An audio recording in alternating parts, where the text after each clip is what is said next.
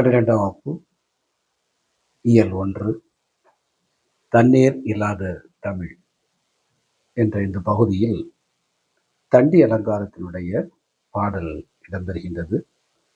நேரிசை வெண்பா தண்ணீர் இல்லாத தமிழ் என்ற அடிப்படையில் இதனுடைய நூல்வழி தரப்பட்டிருக்கின்றது. வானம் அளந்து அனைத்தையும் அளக்கும் வலிமை மிக்கது தமிழ் மொழி. வானத்தை விடவும் வானத்தை கூட அளந்து விடுகின்ற அளவுக்கு வலிமை மிக்கது. இது நிலத்தினும் பெரிது. தமிழ் மொழியினுடைய பழமை, அதனுடைய செழுமை, அதனுடைய இனிமை, இதையெல்லாம் பார்க்கின்ற போது அது நிலத்தை விட பெரிதாக இருக்கின்றது. வானை விடவும் உயர்ந்தது. வானை விடவும் உயர்ந்தது. கடலை விடவும் ஆழமானது என்றெல்லாம் தமிழின் பரப்பையும் அதன் விரிவையும் அதன் ஆழத்தையும் புலவர் போற்றுவார். இந்த பகுதியிலே நாம் முக்கியமாக தெரிந்து கொள்ள வேண்டியது தமிழினுடைய பரப்பு, விரிவு, ஆழம்.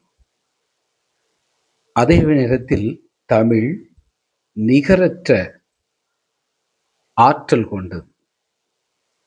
எதற்கு ஒப்பானது? கதிரவனுக்கும் ஒப்பாக பேசப்பட்டாலும் அதைவிடவும் மேலாக தமிழை போற்றுகிறது புலவருடைய இந்த பாடல்.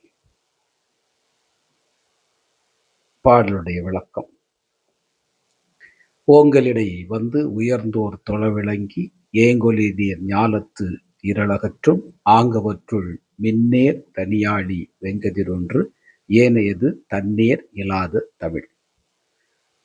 அதாவது உயர்ந்த மலைகளுக்கு இடையில் ஓங்கலிடை வந்து, ஓங்கலிடை வந்து என்றால் உயர்ந்த மலைகளுக்கு இடையே தோன்றுகிறது.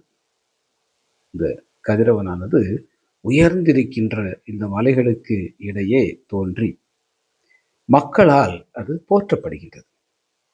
ஒவ்வொரு நாளும் கதிரவனை வழிபடுகின்றவர்கள், கதிரவனை நோக்கி கரம் கூப்பி வணங்குகின்றவர்கள் எல்லோரும் ஏங்கொலி நீர் ஞாலத்து, ஏங்கொலி என்றால் கடல், கடலால் சூழப்பட்ட இந்த உலகம்.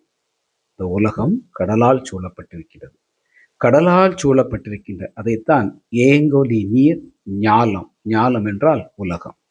ஏங்கொலி நீர் ஞாலம் மக்களால் போற்றப்பட்டு கடலால் சூழப்பட்ட உலகத்தினுடைய புற இருளை அகற்றுகிறது.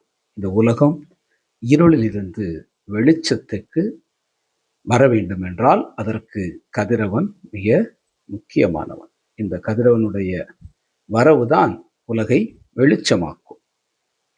அப்போ உயர்ந்த மலைகளுக்கிடையே தோன்றி மக்களால் போற்றப்பட்டு மக்களால் வணங்கப்பட்டு ஏங்கொலி நீர், நினைவு வைத்துக் கொள்ளுங்கள், ஏங்கொலி நீர் என்றால் கடலால் சூழப்பட்ட இந்த உலகம் கடலால் சூழப்பட்டிருக்கின்றது. அதான் ஏங்கொலி நீர்.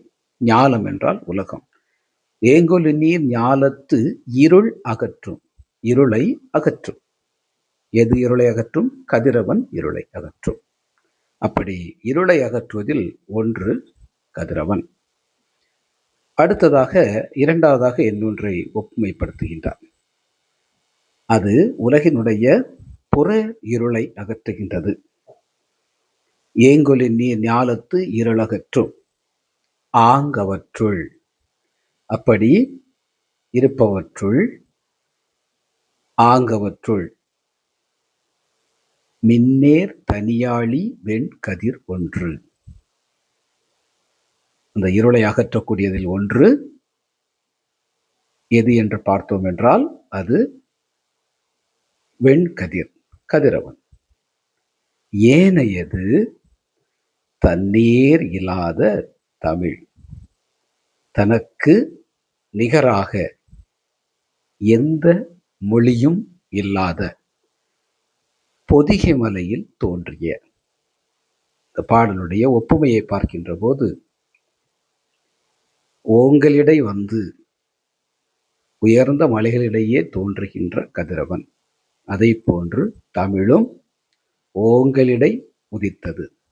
உயர்ந்து வளர்ந்த பொதிகை மலை. பொதிகை மலை என்றால் அதை நாம் குற்றால மலை என்று இப்பொழுது சொல்கின்றோம். குற்றாலம், ஓங்கலிடை, இந்த பொதிகை மலை, குற்றால மலையில் தோன்றியது தமிழ்.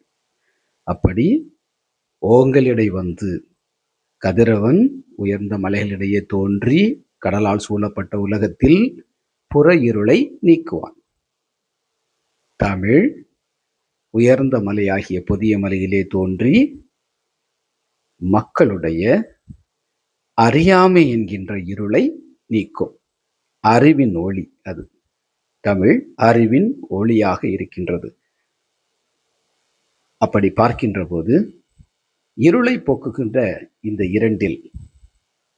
இருளை போக்குகின்ற இரண்டில் ஒன்று நாம் ஏற்கனவே பார்த்தது போன்று கதிரவன். இவன் புற இருளை நீக்கக்கூடியவன்.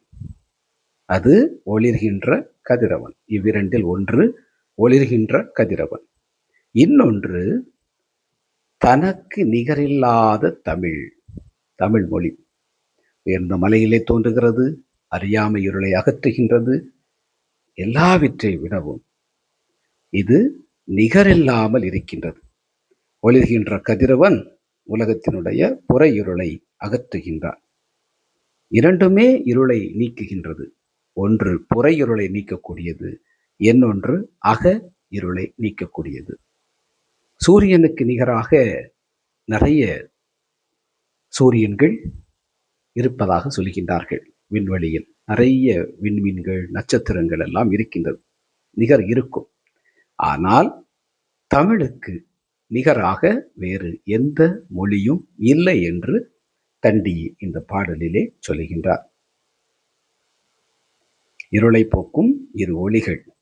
ஒன்று ஒளிர்கின்ற கதிரவன், இன்னொன்று தனக்கு நிகரில்லாத தமிழ். இரண்டுமே இருளை போக்குகின்றது. உலகத்தின் புற இருளை அகற்றுகின்றது தமிழ். மக்களின் அக இருளை அகற்றுகின்றது. மக்களுடைய அக இருளை அகற்றுகின்ற ஒரு மொழியாக தமிழ் மொழி இருக்கின்றது என்பதை தண்டி இந்த பாடலிலே சொல்கின்றார். ஓங்கலிடை வந்து உயர்ந்தோர் தொழ விளங்கி ஏங்கொலி நீர் ஞாலத்து இருளகற்றும் அவற்றுள் மின்னேர் தனியாளி வெண்கதிரொன்று ஏனையது தன்னேர் இல்லாத தமிழ். மாணவர்களே, இதை நன்றாக புரிந்து இந்த கேள்விக்கு பதிலை படித்தீர்கள் என்றால் மிக சிறந்த முறையில் உங்களால் விடையளிக்க முடியும். இந்த காணொளியினுடைய டிஸ்கிரிப்ஷனில் இந்த PDF வடிவம் லிங்கில் கொடுக்கப்பட்டிருக்கிறது. அதையும் நீங்கள் பதிவிறக்கம் செய்து கொள்ளலாம். நன்றி.